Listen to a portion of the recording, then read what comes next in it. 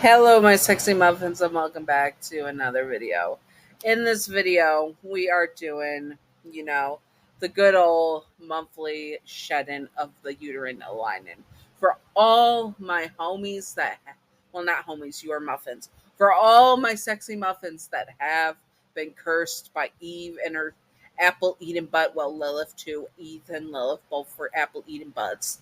But let me say we are cursed with the shedding of being assigned female at birth, of just having a uterus. For the ones that do have a uterus, for my muffins that are uterus free, but we're still assigned female at birth, you are the lucky ones. Anyways, so I was going to have the video for Sakito out, ready to go, all that good stuff. Delicious, perfect, beautiful, and all that good stuff. I even got the draft written down over 1,000 words, just a little bit over 1,000, but over 1,000 still.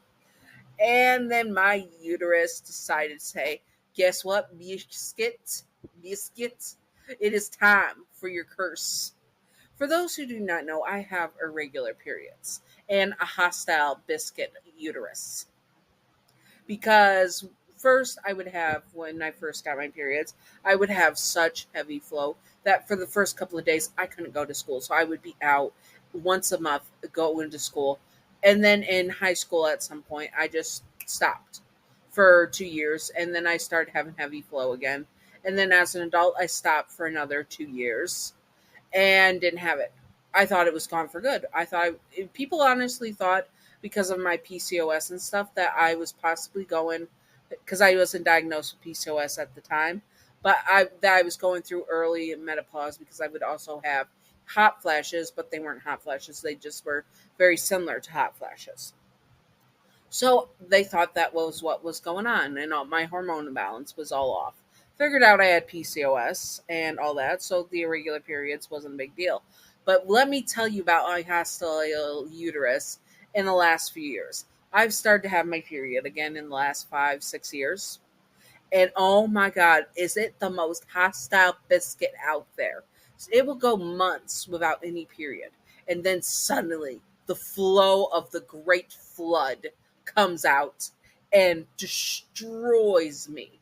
And I mean destroys me. Like literally it causes so many symptoms of butt lightning, runny stuff, etc. Stuff I can't say on YouTube because of how debilitating it is. Sorry, my tongue does not want to work with that word. Anyways, so and it this is how long one of my periods has last. A solid month just in one section, but even worse than that, I had 3 weeks of a period, then a week off, then back to a period for another 3 weeks. So I almost had 6 weeks of a period in a row with just that one right in the middle week to give it a break. Literally, I have been told by my doctor I should get my uterus removed because it is such a hostile biscuit that it's debilitating my health to function. And I just haven't had my period fully. I've had spotting and stuff, but I haven't had my period fully this heavy and hard in the last couple of months. It's been like flows, spotting, etc. But right now, I have gone through. I have a box of tampons in a day and a half. Like goodness gracious, I'm gonna have to buy some in bulk from Amazon. Oh my goodness.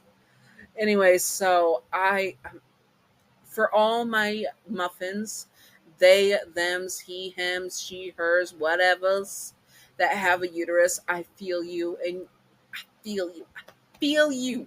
I feel you on a spiritual level about how much this sucks because mine is such a hostile biscuit. And honestly, I am thinking about getting my uterus yeeted out of my body because one, I don't want biological kids. I have mental illness in the family. I have physical illnesses in the family that I don't want to pass down and have a child. Also, I've been told that I would probably not be able to carry to term from the issues that I've had. So I would most likely have multiple miscarriages in the future if I were to have a child. And I don't want to put my body through that. Also, I wouldn't be able to be on some of my schizophrenic meds if I was to become pregante. And also, that means I wouldn't be able to, like, be living independently because I would be hospitalized, and then that child would just end up in the system at some point, or I would go batshit poo crazy and possibly unalive it unintentionally from schizophrenic breakdown because I was off my meds so long, and I'm paranoid and think that people are out to get me, even a baby. So yeah, I'm not capable of having biological children. Maybe adopting kids that are older and more self-aware and that need a family when I don't have to get kicked off my meds in the future. Maybe that's something I'll do, where kids can actually have love and support, and from similar things I've gone through, where I can understand what they're going through and be able to support them when I'm able to support them, because I'm barely able to support myself right now. I am paying my mom's medical add-on insurance because Medicaid only does so much for her now. Once you get, side note, invest in a good insurance plan for medical stuff when you retire, because if you go on Medicaid, for example, and you're at a certain age after 65, they kick you off and they don't give you full benefits even if you're disabled and stuff. This I learned from my mom, who was disabled before that, got full insurance, got everything covered, had great insurance with the state because of the disability. But since she ended up on retirement, no, not retirement, but at the retirement age of 65, they decided, oh, we're going to take your disability away and just give you the retirement stuff because you're at that age. This system is bullheck. And my mom's on SSI retirement only because my dad screwed over her pension and all that stuff she had for retirement. She had a whole retirement savings, but it got wiped out with my dad being a drug addict and alcoholic and gambling addict. So, like, he blew it. He got her into debt. Like, if she wasn't on SSI, she would still have debt collectors coming after her butt for her paychecks if she was still working at this time. And that's why I'm never going to get married either, even to my love muffin. I love them, I adore them, but I don't want to be financially tied to someone where I can get so. I learned that it is way too rough for that. And if someone got medically sick, like if I was with my partner and I got like cancer or something, because cancer runs in my family, and they had to take on the medical burden, I would tell them to divorce me so that my medical debt does not transfer to them. That's a life hack. If you're older and you're married to someone and you are with them and they have a lot of medical debt and they are going to have a lot of medical debt after their treatment, divorce them, because that you can still be together with them. You can still live in your house with them and all that, but you won't be tied to them medically. And I know that's a kind of shitty thing to do in your last days of life, to just be with divorce papers for a bit. But if you do that, that way, and you can also have it where the house goes to the one that's going to live. Like if you know you're going to pass away and you're just using medical stuff to get a couple more days, that way the debt doesn't go to them, and you make sure the net debt doesn't go to anyone. That's a really smart move to play the system. I know it's wrong and stuff, and it's hard on your partner because it's still deaf to you part, but you don't want to leave them with a bunch of debt. Come on, I wouldn't want to leave anyone with a bunch of debts. No, no, no, no, no, baby girl. Sorry, I'm thinking of my love Buffett. I wouldn't want to put them through that. I wouldn't want to put them into so much debt that I leave them with nothing but debt and grief of losing their partner and that. So that's what I would do. I would get divorced before that happened, because frick that. I'm not going to put my partner through years of medical debts that cripples them. And it literally, medical debt, it just doesn't go away. They just eventually tell you, "Oh, you're so old now. We're just going to wave all the rest off," but you're paying for it the rest of your life, and possibly your kids are paying it the rest of their lives as well. So yeah, don't do that. Anyways, sorry that the rant ended on something a little bit darker. I just I just wanted to talk to you guys, tell you how I was doing. My uterus feels like it's in a punching ring right now, getting punched like a punching bag over and over right in my uterus. So I'm a little bit debilitated at this moment. I will be recording later tonight when I get my pampering from the store. I'm going out late, so I don't have to deal with people because I live in a tourist town.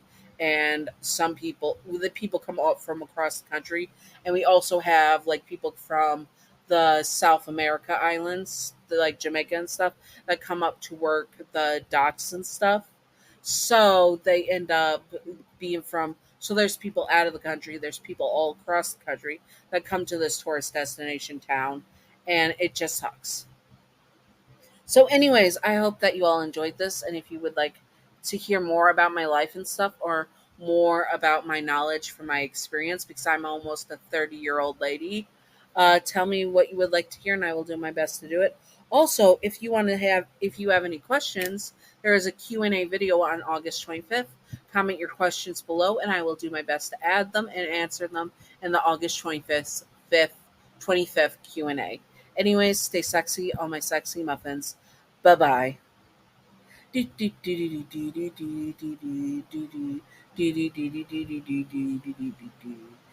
outro time, secret outro time, secret outro time, secret outro of baseball bat. Welcome to the secret outro, and the secret outro of the day is: if you have been around people that have periods, or you are a person that has periods, what is your most embarrassing period moment?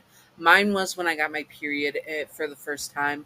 I didn't know what was going on. I was cramping. The teacher was a substitute. They wouldn't let me go to the bathroom and such. So I was cramping. And then when class was over, I stood up. And of course, my main teacher, you know how they sit the bully next to the quiet kid to teach them a lesson. That happened, and he broke out in like, "Oh my God, she's bleeding all over." My entire pants, which were white pants, unfortunately, were soaked in blood, and the chair was just covered. This was my first period, like in fourth grade, and I was sat next to my bully. It was horrendous. Anyways, I hope that you all enjoyed, and stay sexy on my sexy muffins. Bye bye.